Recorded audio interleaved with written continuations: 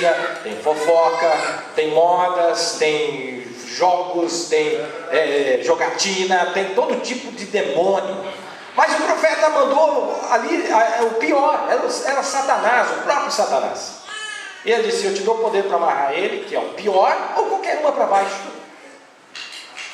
Eu disse: bem, Deus, o que eu devo fazer? Ele disse: uma coisa que tens que fazer, deve ser mais sincero. Tu deve ser mais sincero. E eu disse: bem, Deus, me perdoa por minha insinceridade, permita-me ter sinceridade.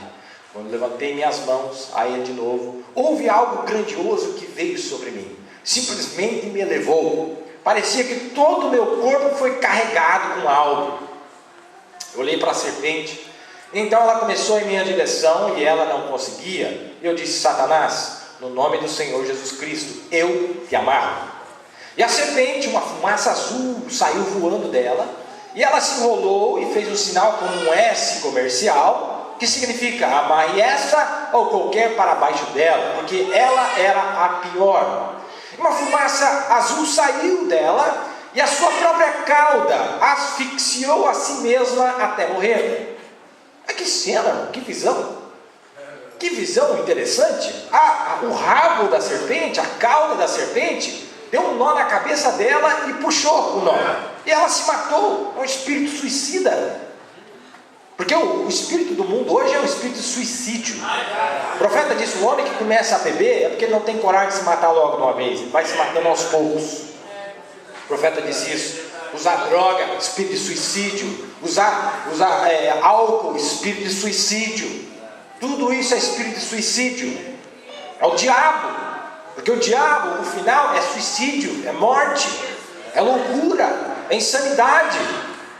Mas isso entra dentro da religião, isso entra dentro da esfera religiosa, e é um espírito que começa a asfixiar as pessoas, e as pessoas vão morrendo aos poucos. Mas foi dado nessa terceira puxada poder para a igreja, para amarrar esta mão, para amarrar esta incredulidade. O que dá o poder para Satanás? Incredulidade. É o que dá poder para o poceiro ficar lá em cima. E o que tira o poder dele? Fé. Fé na palavra revelada da hora. Aleluia! Ele disse: olha, e aí, porque ele era pior, uma fumaça azul saiu e a sua cauda asfixiou a si mesmo até morrer por volta da sua cabeça. Quando ele fez esse S ao contrário, que é o sinal de E comercial, tá vendo? Asfixiou até morrer e o irmão foi livre. Eu cheguei até ela e pisoteei nela. É assim que se faz com o diabo, viu, irmão? Depois de morto, você mata ele segunda vez. Eu estou citando a Bíblia. No livro de Esther, depois que os 10 filhos de Amã morreram, Esther falou: eu quero que você enforque eles agora. E nós vamos ver aqui que a forca que Mardoqueu construiu, ou que Amã construiu para Mardoqueu, foi a mesma forca que matou a Amã. A mesma cauda da cobra asfixiou ela até a morte, matou. Muito poderia ser disso. No livro de Apocalipse tem 10 reis, tem 10 chifres. No livro de Esther tem 10 filhos de Amã. E quem lida pessoalmente é Esther. Agora veja, agora tem que descobrir. Cheguei, pisoteei nela e disse: agora tem que descobrir a respeito disso, porque é uma visão. Eu acertei na coisa e aquilo virou, parecia um pegador de uma jarra, de um vidro, simplesmente se fez cristal sólido. Eu disse: pense nisso, que rápido que foi. Aquela fumaça azul era a vida, e tudo saiu dela, todos os elementos da vida, e virou vidro. Morreu ou não morreu? Amém? Morreu a vida. Ele disse: eu vi a fumaça azul saindo. E bem aí uma voz veio de novo e disse: tu podes desamarrá-lo também. Então eu disse: então Satanás, para que eu saiba, eu te desamarro. E quando fez, ela começou a vir à vida novamente. Opa, eu não sabia que o diabo ressuscitava. Até o diabo ressuscita. E quem é que traz o poder da ressurreição? Você, a noiva. Nós, por aquilo que nós falamos, nós soltamos o diabo ou nós amarramos o diabo? E quando ele falou, volta à vida. O diabo volta à vida. Você viu o que ele disse ali? Que o diabo está esperando pela ressurreição dos seus súditos. É verdade. Quem são os súditos do diabo? Os demônios. Os demônios serão levantados mais uma vez. Verdade. É um quadro muito grande isso aqui, viu? Um quadro muito grande. Os demônios levantam nova. Mas o que levanta esses demônios? Incredulidade. Mas eu pensei que a noiva, mas não é a noiva que vai levantar essa incredulidade lá no final. Tem mais algum grupo lá que aparece lá. Tem um grupo lá que cruza lá. Aí o profeta disse: olha, vocês perceberam? Ló sobreviveu ao fogo de Sodoma. E o que aconteceu com as filhas dele? Poluíram o campo mais tarde com Balaão, que veio lá da descendência de Moabe e trouxe morte no acampamento. Ele disse: e Noé? O que Noé fez? Sobreviveu à tribulação. Mas e o que aconteceu com o filho de Noé? Noé veio o cão, de cão veio Nimrod, e Nimrod construiu a torre de Babel. E Deus teve que julgar eles. Não é? Tem 3 grupos de pessoas lá no milênio. 3 grupos de pessoas. Tem a noiva, tem os judeus e tem mais um grupo lá que cruza para o outro lado. Não é? Os transportados pelo outro lado. Mas não tem problema não, nós vamos ter uma vara de ferro. Lá vai ser vara de ferro, vai ser reino de justiça. No milênio não vai ser um reino de graça. Vai ser de justiça. Não é graça, é justiça. Obedece. A Bíblia fala de praga no milênio. Quem não vier adorar a Deus não chove onde eles estão. E todo tipo de coisa, não é? Mas vamos lá. Estou falando do poceiro. A briga que deu para tirar esses poceiros de cima. Olha até onde que vai essa briga. Olha até onde que vai essa briga. Mas não tem problema não. Deus é briguento. Deus ama guerrear. Oceano, olha lá no começo. Lá no céu ele já desceu a espada, já não chutou todo mundo para baixo, e bicuda para cá, e bicuda para lá, e desceu aqui embaixo e falou: eu vou descer lá. Ele não apanhou o suficiente. Aí ele dá mais uns bicudos no Satanás aqui, e chuta ele mais para baixo, ele vai para o abismo. Quando ele desce para o abismo, Jesus desce lá no inferno. Jamais os bicudos dele. Olha a Deus. Glória a Deus.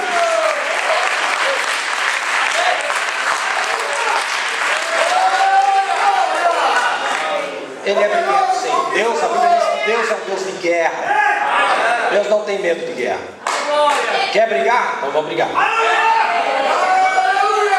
A guerra de estrelas. Guerra de estrelas.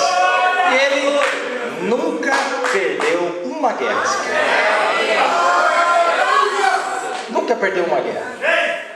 Agora, olha aqui, ó, o invasor. Agora, rapidinho. Nós descobrimos que quando ela se acordou, Ruth acordou, porque Ruth foi, a Bíblia diz em Ruth capítulo 3, falando do parente redentor, no capítulo 3 de Ruth, verso 8, e sucedeu que pela meia-noite o homem estremeceu e se voltou, e eis que uma mulher jazia a seus pés. E dizia-lhe: quem és tu? Ela disse: sou Ruth, tua serva. Estende, pois, tua capa sobre a tua serva, porque tu és o remidor. Ele era o remidor, ele era o Goel. A palavra aqui no original é Goel. Tu és o Goel. E disse ele: bendita sejas tu do Senhor, minha filha, que melhor fizeste esta última benevolência do que a primeira, pois após nenhum dos jovens foste quer pobre, quer rico. Agora, pois, minha filha, não temas. Tudo quanto disseste te farei, pois toda a cidade do meu povo sabe que és mulher virtuosa. Porém, agora é verdade que eu sou remidor, mas ainda há outro remidor mais chegado do que eu. Que a lei era o seguinte: era quem era mais próximo, era o parente mais próximo, de 1º grau, ou de 2º grau, ou então de 3º grau. Fica-te aqui esta noite, será que pela manhã, se lhe redimir, bem está, te redima. Porém, se não quiser te redimir, vive o Senhor, que eu te redimirei. Deita-te aqui até amanhã. Ficou-se, pois, deitada a seus pés até pela manhã, e levantou-se antes que pudesse um conhecer ao outro, porquanto disse: não se saiba que alguma mulher veio à eira. Agora, rápido, vamos chegar no final. Na próxima manhã, quando ela se acordou, ela estava feliz, esperando, e o homem veio, ele desceu, mas tinha um outro parente, no capítulo 4, tinha um outro parente que realmente tinha a opção sobre a mulher, quer dizer, era mais próximo. E aí, então o próximo, na parábola que tinha uma opção em você, sabe quem que era o teu parente mais próximo? Antes de Deus? Era o diabo. O profeta está dizendo, era o diabo. Mas por quê? Porque você pecou. E primeiro você pertenceu para ele. Então, na verdade, você era propriedade dele. Lembra que nós falamos sobre uso, nós conhecemos a história, como que ele chegou na mulher primeiro, e nós já nascemos em pecado, em iniquidades fomos formados, não é? O profeta está dizendo, você nasceu em pecado, formado em iniquidade, veio ao mundo falando mentiras. Só que ele não podia te redimir. Ele não podia te redimir. Então Cristo veio, foi feito o homem, para tirar nossos pecados, para nos redimir, vocês entendem? E o outro homem não conseguia fazê-lo. O diabo não conseguia morrer pelos pecados, porque ele era o próprio pervertedor que fez o pecado. Então ele não conseguia, e o real motivo está aqui, é que ele não podia, porque ele arruinaria a sua herança. Olha, se o diabo fosse fazer isso, ele não podia mais ter câncer para dar para ninguém, ele tinha que parar com isso. E aí vai estragar tudo que ele tem. Aí ele falou, não, eu não vou, você está doido que eu vou fazer isso? Esse aqui é o meu comércio, a minha renda, eu não vou fazer isso não. Então Deus prensou ele, Deus falou, você quer fazer? Você vai perder tudo que você tem.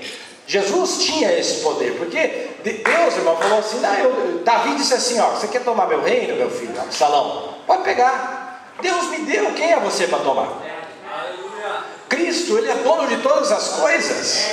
Se ele teve que deixar a sua glória, ele sabia, é tudo meu, ele vai me dar de volta, vai me ser restituído, eu não tenho que brigar por isso nesse sentido de escritura. A escritura já disse que é minha. Então olha, ele não podia, ele arruinaria a sua herança, o outro camarada, e Satanás arruinaria a sua herança, porque ele é o diabo. Ele não poderia se tornar outro diabo para expulsar o diabo anterior. Ele não podia se tornar pecado, porque ele já era pecado. Mas Cristo, sendo sem pecado, se faz pecador para que pudesse nos redimir. Aleluia! E nós somos redimidos. Redimido significa ser trazido de volta. Nós somos redimidos. Glória a Deus. Deus ele é muito estratégico. Ele sabe. Ele prensa o diabo. Mas eu sei que você não vai fazer. Eu já sei que você não vai fazer.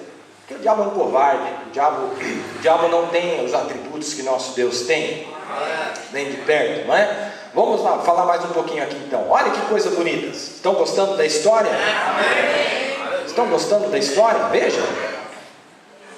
Agora, vamos pintar um pequeno quadro. Disse, olha, nós temos a história de Raabe. Nós sabemos que ela era uma prostituta. E vamos ver, vamos pensar que ela foi criada em um lar que era muito pobre. Ela se tornou de má fama, e ela era bonita, uma jovem, e ela foi para as ruas para fazer sustento para seu pai e mãe que eram aleijados.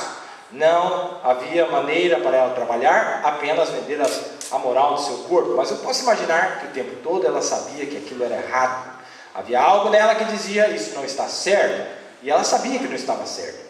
Um dia ela ouviu que havia um Deus que estava se movendo, seu coração começou a tremer, e ela encontrou um mensageiro daquele grande movimento que disse para ela o que iria acontecer. E o que ela disse? Agora, Josué tinha sinais, Josué tinha os mesmos sinais que Moisés tinha, mas Raabe não pediu para ver nenhum sinal de Josué. Ela simplesmente ouviu. É um tipo da igreja, um tipo da verdadeira igreja que tem sido arrastada na prostituição. Um dia metodista, outro dia batista, outro dia presbiteriano, e se arrasta em prostituição. Mas de repente, um pequeno pregador entra na cidade e diz, há um Deus que vive, o que vivia ontem é o mesmo que vive hoje, o seu poder é o mesmo, ele faz as mesmas obras que ele fez quando esteve aqui na terra, os seus agentes estão a caminho. Agora, a Raabe, a prostituta, conhecida como uma prostituta, era um tipo do crente hoje, um verdadeiro crente. Agora, eu ouço que Josué pode fazer sinais, porque ele é o sucessor de sinais. Veja, ela não pediu para ver nenhum deles, ele não precisou mostrar nenhum desses sinais para ela, porque ela cria de qualquer modo. Ela não era um Tomé, Ela cria. Ela cria. Agora Moisés, quando ele teve sinais, ele foi e realizou aqueles sinais. Mas o sinal não é a coisa que os levou para a terra prometida. Não foi. Os sinais foram uma vindicação da comissão. Mas Raabe creu sem ter visto nada. Ela disse: nós estamos todos temerosos pelo que Deus tem feito lá. Assim como nós. Nós não viemos por causa dos sinais. Você vem porque você crê na palavra. Os sinais foram para confirmar a comissão do profeta. E Deus quer que você tenha a vitória com a simples palavra de Deus. Creia na palavra. Creia na palavra e nós teremos a vitória. E eu trouxe um pouquinho esse personagem.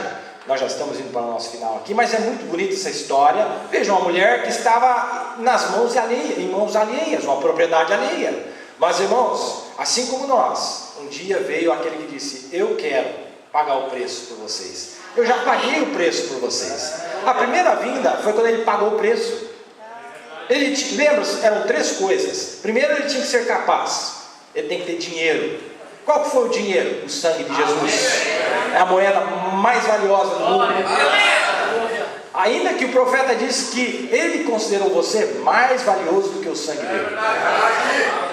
O profeta diz: claro, quando você vai comprar um carro, você considera o carro mais valioso do que o seu dinheiro, porque senão você não comprava um carro. E se Jesus decidiu dar o seu sangue para te comprar, é porque ele te considera mais valioso do que o seu sangue. Olha o valor que Cristo tem na sua noiva. Olha o valor que Cristo tem na sua noiva, não é? Então ele paga o preço na primeira vinda. Na segunda vinda, ele vem para reclamar, que é justamente fazer essa obra. Em outras palavras, ele vem esfregar a escritura na cara do poceiro. Está aqui, ó. Está aqui, ó, é minha. E ele vem com um exército para expulsar esses poceiros. Só que quando ele vem na segunda vinda, a única parte que ele expulsa os poceiros é a noiva. Na terceira vinda, ele tira das nações, e de tudo mais que o diabo possui, da natureza, dos animais, onde eles habitarão em paz. Aqui é só a noiva. Aqui na segunda vinda é da tua vida que ele está tirando esse poceiro.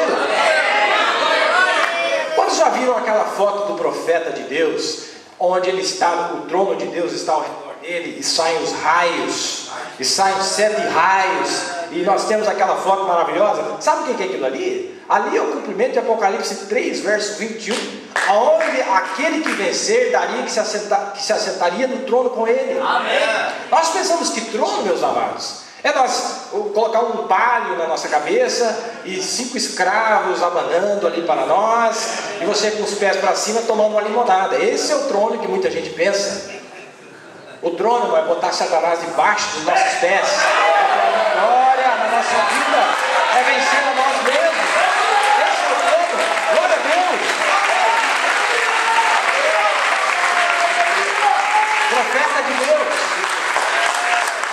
O profeta de Deus tinha controle sobre a natureza. As vespas vieram contra ele, o touro veio contra ele, ele tinha controle, ele estava sentado no trono. Beleza? Isso é trono, isso é trono. É sentar-se no trono. É o caráter que ele tinha para operar o poder de Deus. Ele parou a tempestade. Ele parou a tempestade. Ele parou o maníaco que veio para lhe acertar. Ele parou o câncer, caía câncer na frente dele. Ele parou os tiros daqueles russos quando ele estava lá na Finlândia, aquelas metralhadoras rifles apontadas para ele. Ele parou aquilo lá também. Isso é trono. Isso é ter vitória na vida. Isso é ter o Espírito de Deus em nossas vidas. Isso é ter uma vitória completa em nossas vidas. Aquele que vencer, darei que se assente comigo no meu trono. Ué, você acha que nós vamos se assentar no trono? Nós estamos casando com ele agora? A autoridade está vindo agora. Nós estamos tendo essa autoridade agora. Peça até metade do reino te será dado. Te será dado. Problema conjugal, problema financeiro, problema moral, problema de pecado, qualquer problema, Deus está dando para você, Deus está restituindo para você. E você vai tirando o poceiro de cima. É uma luta, meus amados. É uma grande luta. Mas Ele prometeu que estaria conosco. Ele prometeu que nos daria força. Ele prometeu que anjos estariam acampados ao nosso redor, para nós termos essa vitória. Muitas vezes eu me pego pensando, mas Senhor, é tão difícil para mim. É tão difícil para mim. Senhor, como é que nós vamos chegar lá? Como é que nós vamos ter essa perfeição? E nós olhamos ao nosso redor e nós não vemos essa perfeição. E nós só conseguimos enxergar o negativismo, os pontos negativos do irmão, da irmã, e nós começamos a enxergar tudo negativo. Senhor, mas onde é que está essa promessa? Onde é que está esse povo perfeito? Onde é que está essa raça? Onde é que está esse exército invencível? Você começa a falar, onde é que está? Mas Ele prometeu. Ele não mente. Ele não mente. Ele vai cumprir isso. Ele vai cumprir isso. Essa mesma mulher, meus amados, esta mesma mulher, olha que coisa bonita, nós vamos encerrar falando um pouquinho dela aqui. Essa mesma mulher Raabe, uma prostituta na mão de poceiros, o profeta disse, os pais dela colocaram ela na rua para fazer um sustento, não é? Foi forçada a fazer esse tipo de coisa. Mas irmãos, quando ela ouviu a palavra, sem ver sinal nenhum, não viu sinal, não viu nada, ela disse, eu creio nesse Deus, eu sei que Ele está vindo para arrebentar com tudo, Ele vai dominar, tudo isso aqui vai ser dele, esses poceiros aqui de Jericó vão ser extirpados, mas eu quero, o que eu faço? Não é? Mas Deus enviou mensageiros para ela, Deus enviou para você também, Deus enviou para mim, Deus enviou mensageiros para nós, para trazer essa promessa para nós. E esta mulher, meus amados, depois que tudo aquilo aconteceu, nós conhecemos a história, ela se casou com Salmão, não é? Casou-se com Raabe e geraram a Boaz, creio que foi, e Boaz a Jessé, e Jessé a Davi. Então ela é uma tataravó de Davi. Olha só, uma tataravó de Davi. Mas quem? Uma prostituta. Os poceiros em cima abusavam dela, faziam de tudo com ela. Meus amados, mas olha, nunca subestime o poder de Deus. Deus tem prazer em fazer isso. Deus tem prazer em pegar algo que não vale nada, e Ele transforma aquilo, e Ele se manifesta naquilo. Ele se manifesta justamente naquilo. Salmão, olha que bonito, esse nome, Salmão, Salmão vem da palavra Shalom, que todos nós conhecemos. O nome Salmão vem da palavra Shalom, e essa palavra Shalom quer dizer paz. A primeira vez que nós ouvimos falar de Shalom foi com a palavra Salém, o rei de Salém, que aparece em Gênesis capítulo 14. E Salém é também uma variante de Shalom. Depois nós ouvimos falar também em Juízes capítulo 6, quando Gideão viu que Deus era paz, e chamou ele de Jeová Shalom. Depois nós vimos aqui Salmão, não é? Esse grande homem que se casou com Raabe. Salmão, paz. Shalom, não é? Que traz a nossa paz, é aquele que traz a nossa paz, que traz a nossa vitória, que nos faz pessoas diferentes, que faz-nos homens e mulheres, filhos e filhas de Deus. Mais tarde nós vimos que o próprio Davi deu nome para um dos seus filhos de Salomão, que também vem da palavra Shalom. Mais tarde nós vamos ver no Novo Testamento que tem Salomé, que também vem da palavra Shalom. Mas olha que coisa interessante, meus amados, olha que coisa interessante. Quando Davi gerou 2 filhos, um deles foi Absalão. Absalão também vem da palavra Shalom. Absalão. Pois é, um pai com 2 filhos, um assassino e outro o herdeiro legítimo do trono. E os 2 tinham reivindicações. Eu sou filho de Davi, meu pai é o rei Davi. Essa mensagem também gerou 2 filhos. Nós temos Salomão, que é o sucessor, que é a noiva de Cristo. Nós temos aqui, mas tem um Absalão por aí também. Ele gosta de sangue, não é? Um traidor. Nós vamos ver que Judas morreu pendurado numa árvore, se forcou. Nós vamos ver que Absalão morreu pendurado numa árvore também. Seus cabelos se enrolaram na árvore. Ele foi morto por 3 dardos na mão de Joabe, não é? Um tipo perfeito desse anticristo. Mas é filho de quem? Filho de Davi. A coisa é muito mais fina do que nós pensamos, amados. Se não fosse o chamado, se não fosse a eleição, não existiria a mínima chance para nós. Shalom, não é? Olha que coisa bonita. Mas esse homem, Salmão, casou-se com Raabe. E esse homem fundou a cidade de Belém. Esse homem fundou a cidade de Belém. E aqui nós vamos ver coisa bonita aqui no nosso último texto. Olha, quando Josué estava dividindo a porção de Judá, se vocês notarem no mapa, geograficamente fica lá no mar plano, mais ou menos poucas milhas ao sul de Jerusalém, a capital.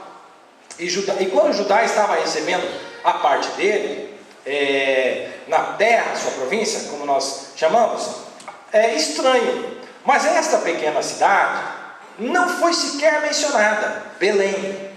Quando você pegar lá no livro de Josué, quando Josué estava dividindo as terras para a tribo de Judá, porque Salmão é da tribo de Judá, e quando foi dividida as terras, Belém nem foi mencionada como sendo uma cidade, parte da herança, como nós falamos no começo. A herança original não podia ser mudada de mãos, que foi o que Acabe tentou fazer com Nabote. Acabe falou: você deveria saber que não tem como vender propriedade aqui, a propriedade é minha, e a minha propriedade, meus amados, não tem como você tirar de mim, e eu também não tenho como tirar a sua propriedade. O que Deus deu para você é teu, o que Deus deu para mim é meu. Cada um tem a sua propriedade, tem a sua herança. Nós temos o nosso chamado, nós temos o nosso trabalho, e todos estamos aqui dentro dessas tribos, louvando a Deus. Não foi sequer mencionada essa cidade. Contudo, foi lá que, por causa, eu creio que foi Rebeca que foi enterrada lá naquele lugar, em Belém. Mas eu creio que era apenas uma pequena vila de algum tipo, porque se vocês lerem em Josué 5, você vai descobrir que há 150 cidades maiores debaixo do domínio de Judá, além de vilas e vilarejos, e 150 cidades mencionadas. Talvez, quando foi dividida, Belém era tão pequeno, talvez de uma ou duas casas, que sequer foi mencionada na herança. E nós vamos descobrir que quem fundou, na verdade, foi o filho de Salmão, ele que fundou. Quem é que fundou Belém?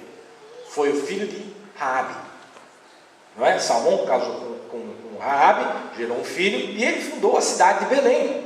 Agora, olha que coisa bonita isso aqui, que significa que ele era o fundador de Belém. Em outras palavras, deve ter se mudado para lá e começado algum negócio, algum comércio de negociações, assim por diante, e aquela coisa cresceu, e mais tarde nós vamos descobrir qual foi a razão real, por que todo mundo tinha inveja daquele pedaço de terra que ficava ao norte, e ao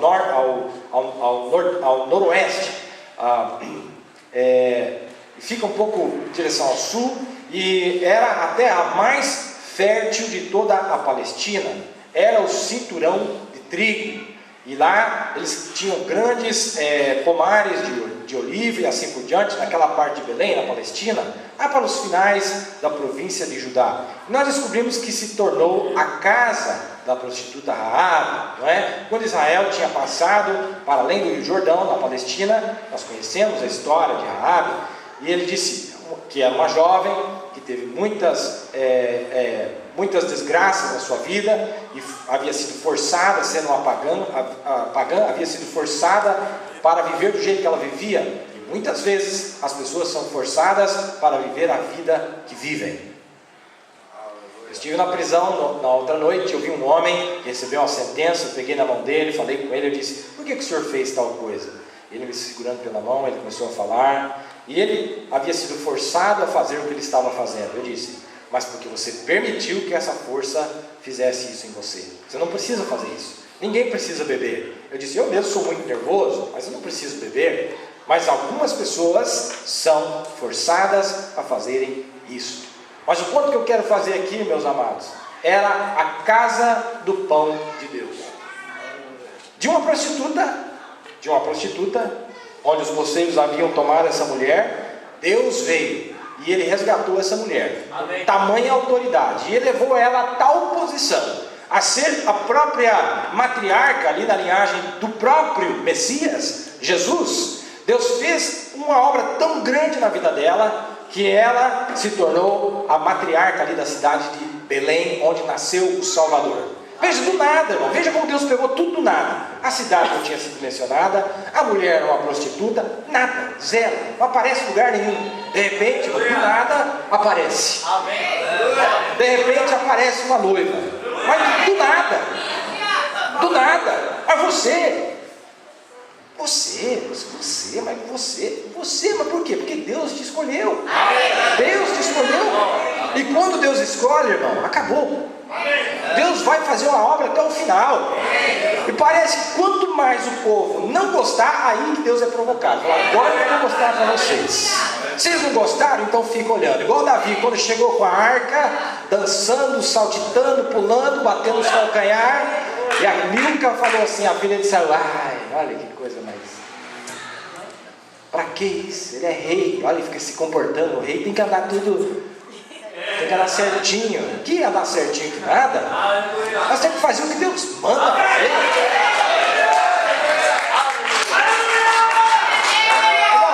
Nós não estamos vivendo os dias do politicamente correto mais. Todo mundo que quer ser politicamente correto não vai fazer nada. Você vê que até os políticos, irmão, que estão ganhando são os que não são politicamente corretos. Falam que não devia, agem como não devia, mas é eles que estão sendo eleitos.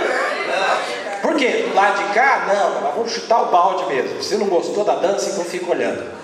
E aí Davi falou: fica olhando, minha filha. Você não gostou? Fica olhando. Você vai ver que eu vou fazer pior. Glória a Deus, eu vou fazer pior. E o que custou ela? Não pôde gerar mais filhos.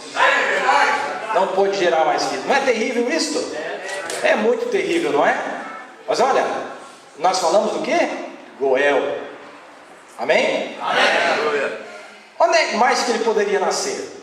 Foi escondido de todo mundo, mas do profeta não. O profeta disse: de Belém ele virá. Amém. Do nada. Do nada. Nem mencionado. Mas, irmão, todos os profetas olhavam para as grandes cidades, o Messias vai vir daqui, só tem que vir daqui, né? Todos os grandes teólogos, aliás. Mas o profeta disse: vai vir lá de Belém. Aí, mesmo o leitor da Bíblia, irmão, mesmo o leitor da Bíblia, podia pegar, voltar lá no que Josué disse: mas peraí, irmão, profeta, mas não aparece nem aqui o nome da cidade. Pô, mas é de lá que ele vai vir. Porque Deus gosta de fazer isso. Deus gosta de fazer isso. Deus aparece do nada. Deus aparece do nada. E eles estavam procurando por ele em Jerusalém. Estavam procurando por ele lá em Shiló, em Siló. Estavam procurando por ele por tudo. Mas ele veio de Belém. Amém. Porque era a casa do pão de Deus. Era os campos de mantimento para o mundo. Onde foi nascido em Belém. Ele não poderia ser nascido em qualquer outro lugar a não ser Belém. Poderia ter havido muitas grandes coisas, como eu estava estudando essa semana, de coisas diferentes, espirituais, aspectos, mas ele tinha que nascer em Belém. Quando eu cheguei nesses lugares, o Espírito Santo me elevou tanto, eu disse: ó, Deus, é suficiente, eu vejo agora. Ele não poderia nascer em nenhum outro lugar a não ser Belém, porque era o lugar do pão da nação, era o pão de toda a casa de Israel que vinha de lá. Ele era o pão da vida que desceu do céu, um maná espiritual que veio de Belém. Amém. Tinha que vir de Belém, a linha do pão, o lugar onde o pão se encontrava, Belém, que era onde faziam o pão. Agora Jesus sendo o pão da vida, para que o homem possa comer e não morrer nunca mais. Mensagem pequena: Belém. Onde é que o Messias nasceu? Belém. Pois é, mas quem é que esteve ali para fundar a cidade? Uma igreja, que outrora era uma prostituta, e Deus fez dela a matriarca daquele lugar, onde o Messias nasceria. Olha o amor de Deus, meus amados. Olha o tamanho do amor de Deus. Você diz assim: o Messias nascer aqui nessa cidade? Mas meu nome nem aparece na lista. Meu nome nem aparece na lista ali das grandes cidades. Veja o amor de Deus. O Messias nascer, porque aqui é Salém. O profeta disse no livro das Esdras que Jerusalém vem da palavra Shalom, que significa habitação da paz, lugar de habitação da paz. Jerusalém. Agora, o profeta disse nas eras, no livro das eras, que a nova Jerusalém é a noiva. Claro que tem uma cidade, claro que vai ter uma cidade literal. Mas o que interessa mais? Cidade com ruas de ouro ou os habitantes dela? Os habitantes. Você é Jerusalém.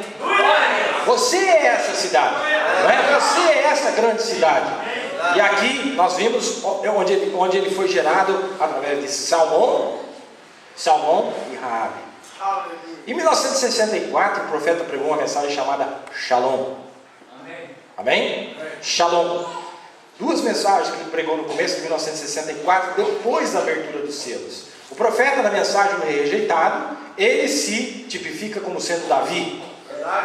E ele fala, esses filhos de Quis, que era Saul, né? Ficam contra mim, e ele lutou, e ele guerreou, ele derramou sangue. Pensa no homem de guerra. Não era ele não.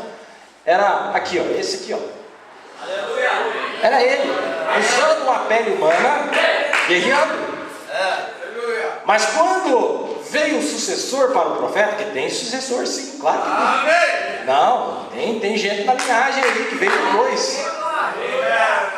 E ali houve uma grande briga, irmão. Quem é que ia ficar com o trono de Davi?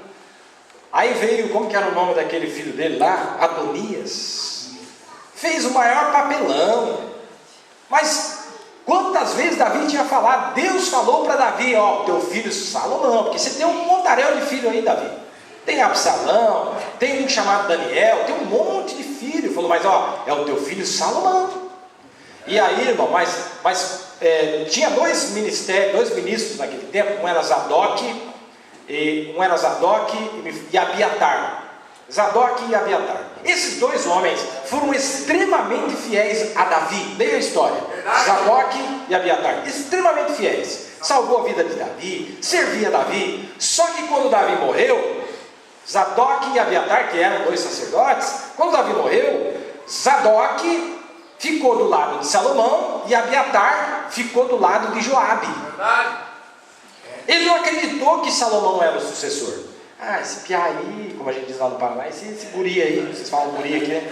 Esse guri aí é todo mimadinho, tudo dá certo para ele, tudo já nasceu em berço de ouro. O problema de quem? O problema não é meu que eu nasci em berço de ouro. Meu pai era um rei, meu pai conquistou as coisas para mim. O problema é de vocês, seus invejosos. Deus quis assim. Ué, Deus não fez Davi nascer num lugar terrível, mas ele também fez Salomão nascer num lugar bom. Esse é o Deus de variedades. E o que ele disse está dito. E aí a dor de cotovelo foi aumentando, e a coisa foi azedando, e a Adonias já foi fazendo um barulhão lá, e já foi lá tentar influenciar Betseba. Foi tentar influenciar Betseba. Zadok correu, Davi velhinho lá, já nas últimas na cama, falou, rei Davi, o senhor não falou que era Salomão? Repete e fala de novo. Meu filho, faz o seguinte, pega lá minha mula lá, branca, bota Salomão e pronuncia ele rei.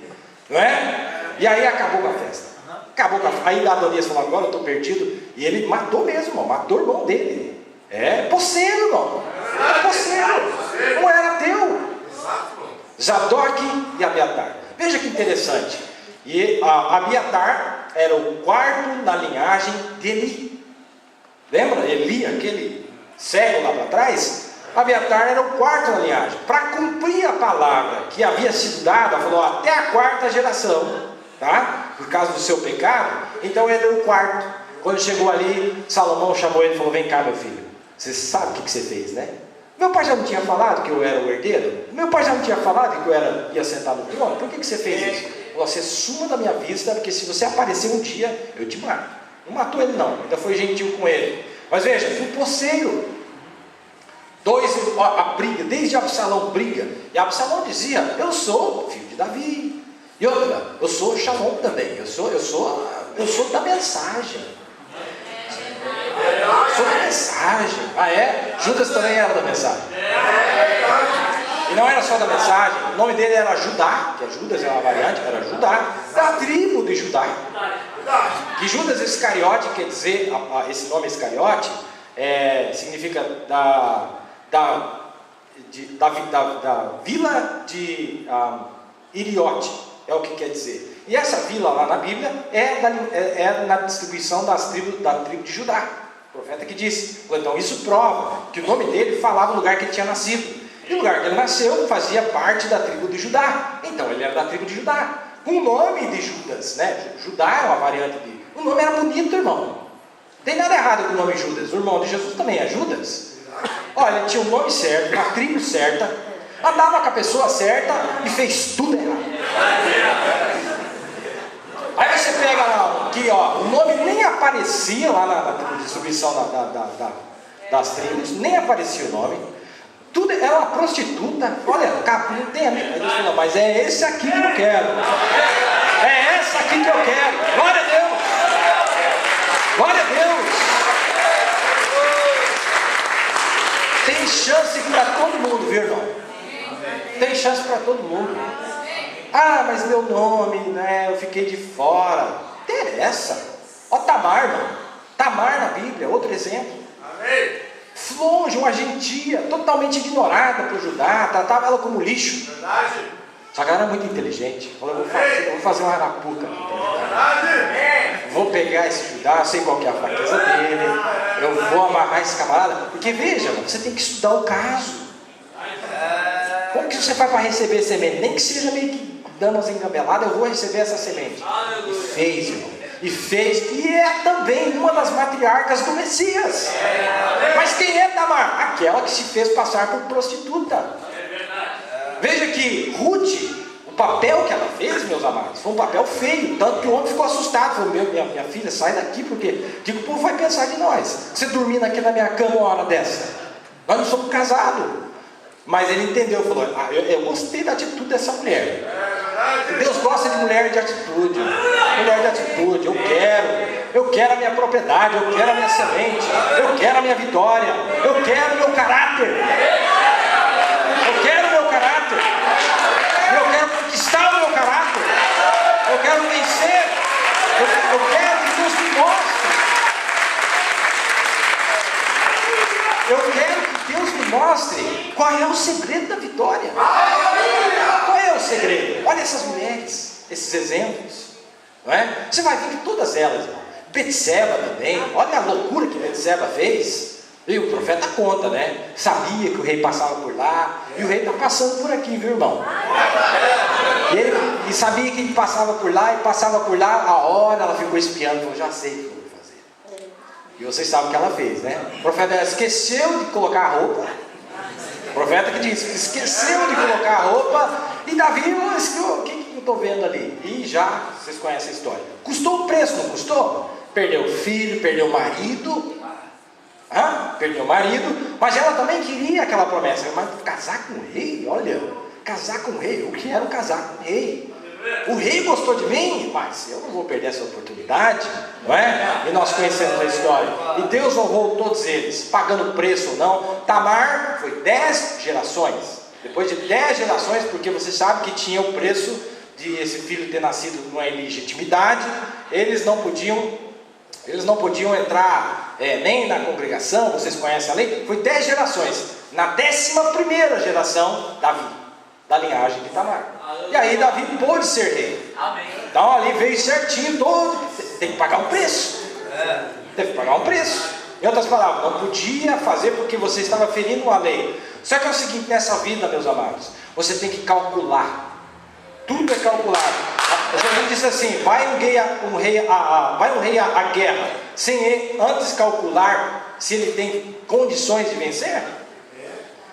É igual um jogo, não, desculpa usar esse tipo, mas é igual um jogo de xadrez, vai te custar um bispo, mas você vai pegar uma rainha ou alguma coisa assim? É isso, você tem que calcular. Essas mulheres calcularam, falaram, eu vou passar uma vergonha, olha, eu vou correr o risco de morrer, como estava prestes a morrer. Judá disse, mata uma mulher dessa. Mas Judá, mas se eu falar para você que você é o camarada que cometeu o crime,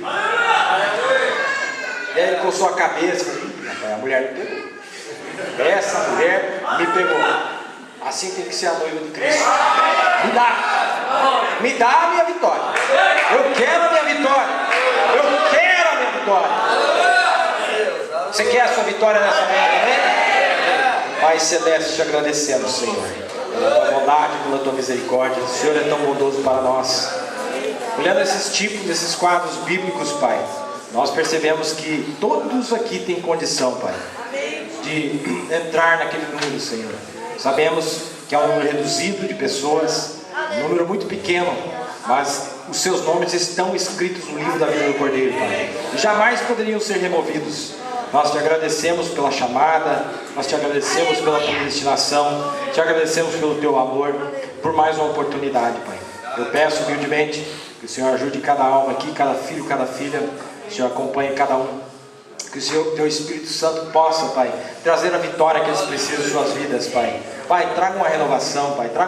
Traga realmente algo tangível, algo visível para eles, Pai, naquilo que eles estão pedindo, Pai. Vindique a tua palavra, vindique aquilo que o Senhor tem trazido para nós. Não porque o Senhor precisa, Pai, mas porque nós precisamos, Pai. Nós precisamos de mais fé, nós precisamos mais de caráter, Pai. Mais dos teus atributos, mais da tua vida, Pai. Mais do teu amor, mais da tua temperança, da virtude, do amor fraternal, da piedade, Pai. Todos aqueles atributos do Cordeiro, Pai. Eu peço humildemente nesta manhã que o Senhor tenha um derramamento através desse dia, Pai.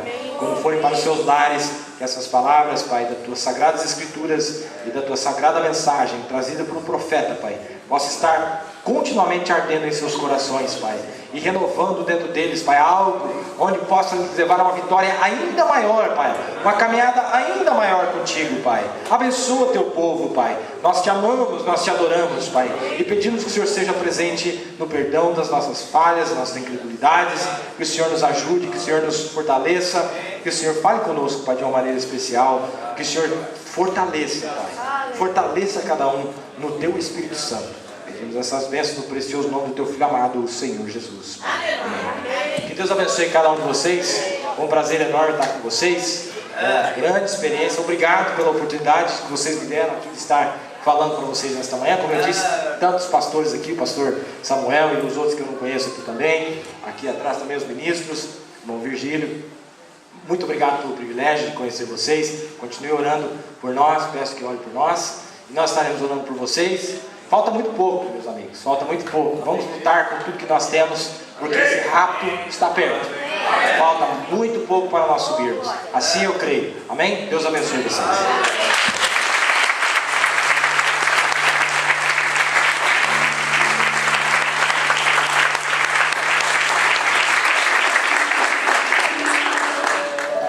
Bem, irmão, só nos resta agradecer. Amém? Vamos agradecer, vamos dizer juntos, muito obrigado.